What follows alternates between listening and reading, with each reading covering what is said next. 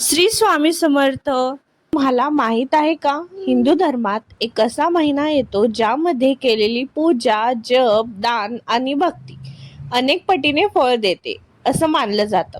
हा महिना म्हणजे अधिक महिना किंवा याला पुरुषोत्तम मास असेही म्हणतात.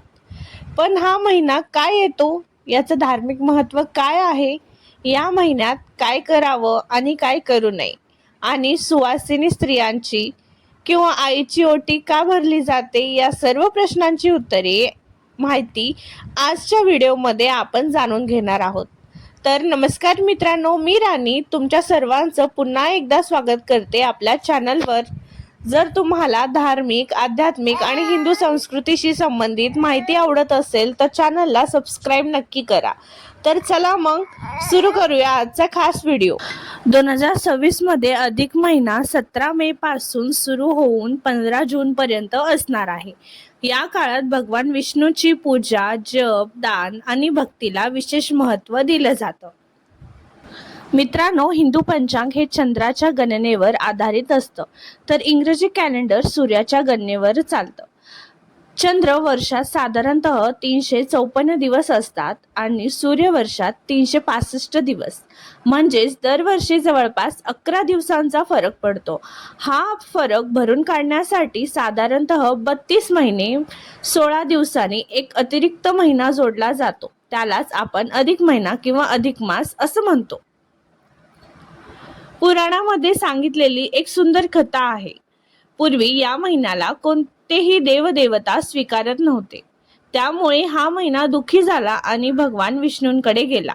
तेव्हा भगवान विष्णूंनी त्याला आपलं पुरुषोत्तम हे नाव दिलं आणि म्हणाले, जो कोणी या महिन्यात भक्तिभावाने पूजा, जप, दान आणि उपवास करेल त्याला विशेष पुण्य मिळेल.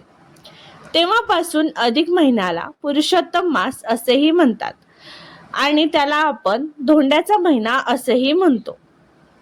हिंदू धर्मात अधिक महिन्याला अत्यंत पवित्र मानलं जातं, कारण या महिन्यामध्ये आपण भगवान विष्णूंची पूजा करतो, त्यांचा मंत्रजाप करतो आणि या महिन्यामध्ये भगवद्गीतेचं वाचन करणे खूप शुभ मानलं जातं. तसेच विष्णू सहस्त्रनाम, दानधर्म करणे हेही कार्य केले जातात आणि या महिन्यात उपवास देखील केला जातो आणि हे सर्व खूप शुभ मानलं जातं. म्हणून या सर्व गोष्टी या महिन्यात केलं गेलं पाहिजे. असं मानलं जातं की या काळामध्ये केलेली भक्ती व्यक्तीला जीवनामध्ये खूप सुख, शांती आणि सकारात्मक ऊर्जा आणि आध्यात्मिक प्रगती आणते. आता आपण बघूया की या महिन्यात काय करावं. तर या महिन्यामध्ये दररोज भगवान विष्णूंची पूजा करावी. ओम नमो भगवते वासुदेवाय नमः या मंत्राचा जाप करावा. विष्णू सहस्त्रनाम आणि भगवद्गीता वाचावी. मंदिर दर्शन घ्यावे, म्हणजे मंदिरात जाऊन देवाचं पूजा अर्चना वगैरे करावं. आणि मंदिरात जाणं शक्य होत नसेल तर घरातच देवाचं नामस्मरण करावं. आणि गरजूंना अन्नदान करा, वस्त्रदान करा. तुमच्या ह्याच्यानुसार तुम्हाला जे काही होईल तुम्ही दान करू शकता. आणि सात्विक अन्न खावा आणि सकारात्मक विचार ठेवावेत. म्हणजे जे आहार आपण खातो, शिळे वगैरे तसलं अन्न खाऊ नये. जे आपल्याला आरोग्यासाठी पौष्टिक आहे, जे हेल्दी आहे, तर तसंच जेवण आपण या महिन्यात केलं पाहिजे. आणि हा महिना आत्मशुद्धी आणि मनशांतीसाठी खूप महत्त्वाचा मानला जातो. आता अधिक महिना हा भक्तीचा आणि साधनेचा काळ मानला जातो, पण या महिन्यामध्ये काही अशा गोष्टी आहेत जे ना करणे आपण टाळले पाहिजे. तर बघूया ते कोणत्या कोणत्या गोष्टी आहेत. तर या महिन्यामध्ये आपण लग्न, गृहप्रवेश यासारख्या जी शुभ कार्य आहेत ते आपण करत नाही, तर या गोष्टी आपण या महिन्यात टाळावे. तसेच भांडण, वादविवाद किंवा राग होत असेल तर आपापसात मध्ये, तर अशा गोष्टीपासून आपण थोडंसं लांब राहावं. म्हणजे या सगळ्या गोष्टी आपल्या जीवनातून थोड्याशा काळापुरते नाहीशा कराव्या. आणि या महिन्यामध्ये आपण मांसाहार करू नये आणि मद्यपान देखील करू नये. फक्त सकस आहार घ्यावा. खोटं बोलणे आणि चुकीची वागणूक या महिन्यात बिलकुल करू नये. आणि नकारात्मक विचारांपासून आपण स्वतःला दूर ठेवावं. नेहमी सकारात्मक दृष्टिकोन ठेवा. नेहमी आपल्या आजूबाजूला पॉझिटिव्ह वातावरण ठेवा. आणि मित्रांनो, अधिक महिन्यामध्ये अनेक ठिकाणी सुवासिनी स्त्रियांची आणि स्वतःच्या आईची पण ओटी भरण्याची परंपरा आहे. तर ओटी भरणे म्हणजे विवाहित स्त्रीला आदराने शुभ वस्तू देणे. आता आपण ओटीमध्ये काय काय सामान भरतो ते सर्व बघूया. तर ओटीमध्ये ना हळदी कुंकू असायला पाहिजे, तांदूळ, नारळ, फळ, बांगड्या, साडी आणि मिठाई आणि दक्षिणा अशा वस्तू ना दिल्या जातात. तर आपल्या इकडे माहित आहे की आई ना मुलीची ओटी भरते.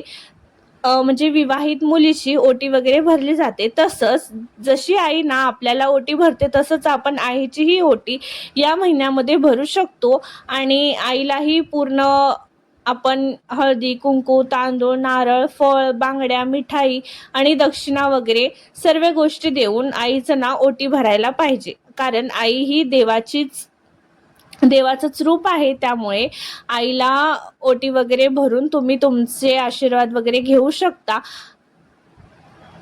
आईला देवाचं रूप मानलं जातं, त्यामुळे आईची ओटी भरल्याने तिचा आशीर्वाद पण मिळतो आणि घरामध्ये सुख समृद्धी पण वाढते असं मानलं जातं. आणि या महिन्यात आपण आपल्या पोरींना जोडव्या पण करतो चांदीच्या. तर तुम्ही तुमच्या मुलींना पण करू शकता किंवा मग तुम्ही तुमच्या आईलाही करू शकता. तर हे खूप छान शुभ मानलं जातं आणि पायामध्ये जोडवी नेहमी चांदीच्याच असाव्यात. तर सोन्याचे जोडवी वगैरे आपण घालतो, कोणी कोणी घालतात, पण आपल्याकडे कितीही पैसा असू दे, काहीही असू दे, पण सोन्याच्या जोडवी कधीही पायात घालू नये. कारण ते लक्ष्मीचं ना अपमान मानलं जातं. लक्ष्मी कधीही पायात नसते, तर ती हातात असते. म्हणून ना जोडवे सोन्याचे कधीही पायात घालू नका, चांदीचे जोडवे करा आईसाठी, मुलीसाठी. तर हे ना या गोष्टी खूप शुभ मानल्या जातात आणि ही परंपरा धार्मिकतेनुसार भावनिकदृष्ट्याही खूप सुंदर मानली जाते.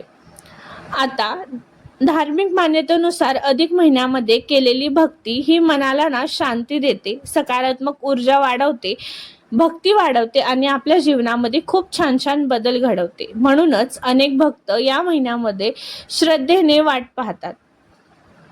तर मित्रांनो, ही माहिती अधिक महिना म्हणजेच पुरुषोत्तम महिन्याबद्दल संपूर्ण माहिती. हा महिना फक्त अतिरिक्त महिना नसून भक्ती, साधना, दानधर्म आणि आत्मशुद्धीचा पवित्र काळ मानला जातो. तुम्ही या महिन्यात कोणती पूजा किंवा परंपरा पाळता ते कॉमेंटमध्ये मला नक्की सांगा.